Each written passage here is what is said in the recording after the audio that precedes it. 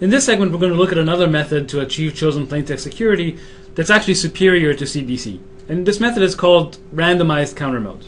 Unlike CBC, randomized counter mode uses a secure PRF. It doesn't need a block cipher. It's enough for counter mode to just use a PRF, because we're never going to be inverting this function f.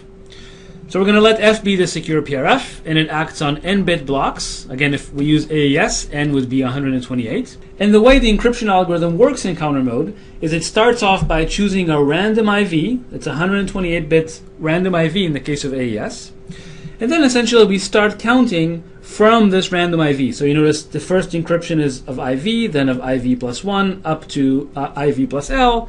So we generate this random pad. We XOR the result with the message, and that gives us the ciphertext.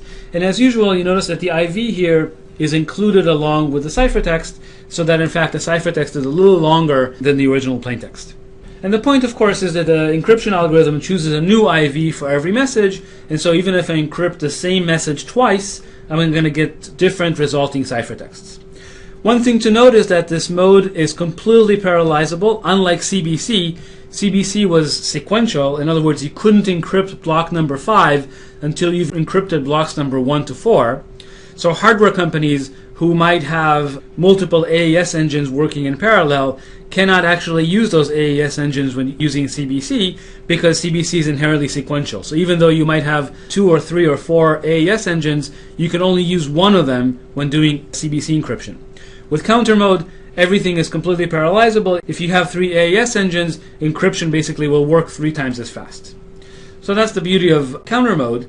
And counter mode also has a corresponding nonce-based counter mode, where the IV is not truly random, but rather is just a nonce, which could be a counter.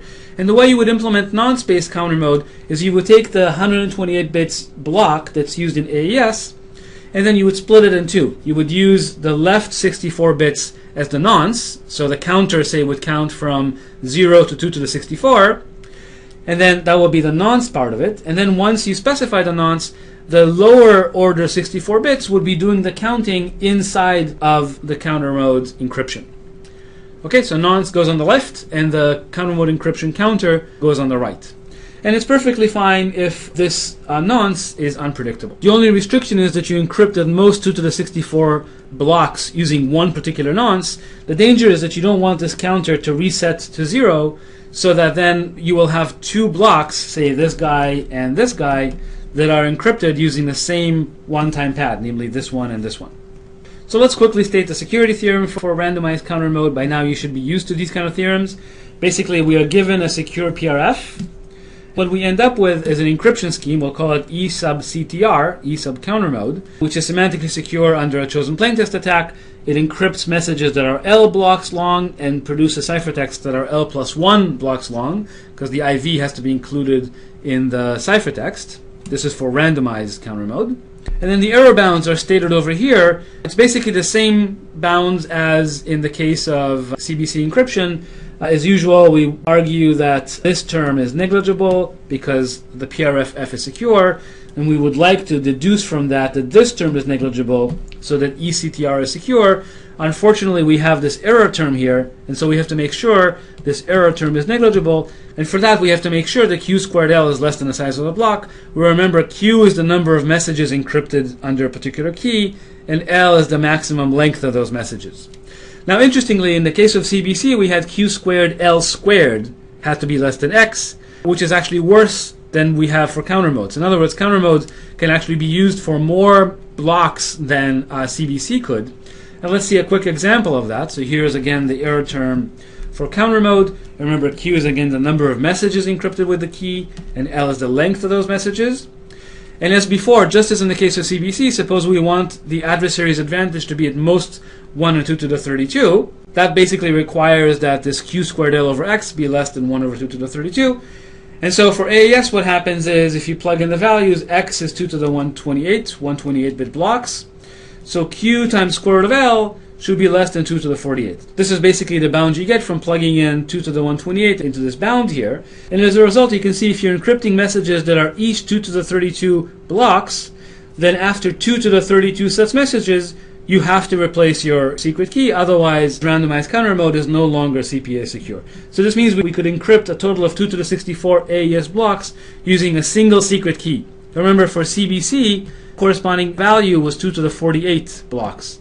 So in fact, because counter mode has a better security parameterization, in fact we can use the same key to encrypt more blocks with counter mode than we could with CBC.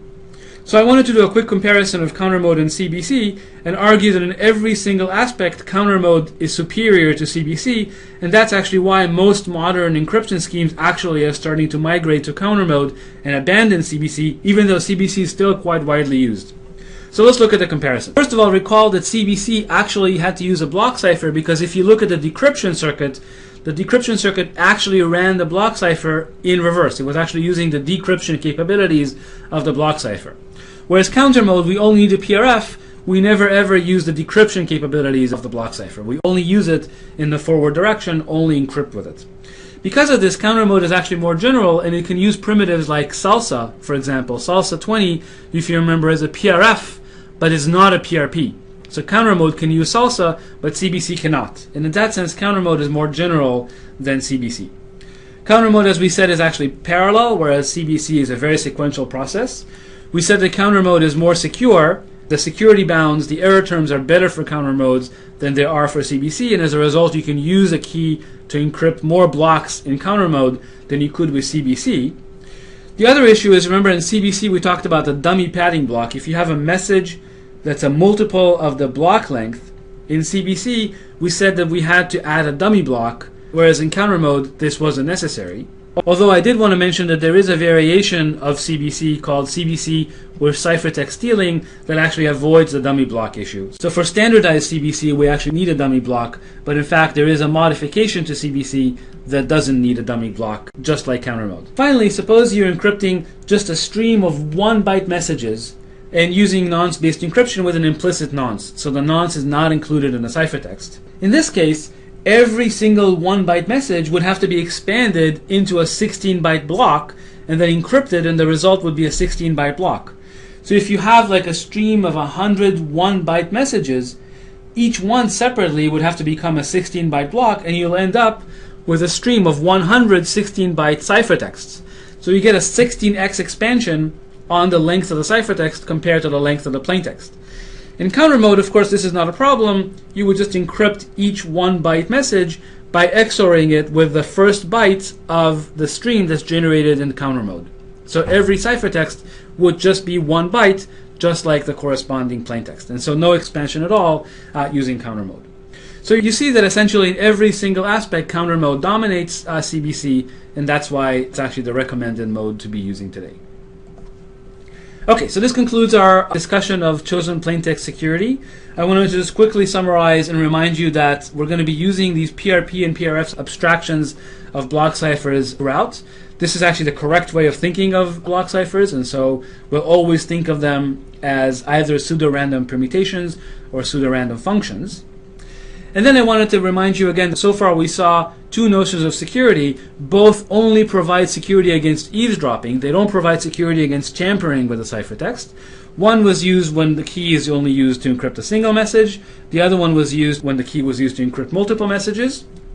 And as we said, because neither one is designed to defend against tampering, neither one provides data integrity. And we're going to see that this is a real problem. And as a result, in fact, I'm going to say in the next segment that these modes actually should never ever be used. You should only be using these modes in addition to an integrity mechanism, which is our next topic. Okay, so far we've seen basically if you're using the key once, you can use stream ciphers or you can use deterministic counter mode. If you're going to use the key many times, you could use randomized CBC or randomized counter mode. And we're going to talk about how to provide integrity and confidentiality once we cover the topic of integrity, which is our next module.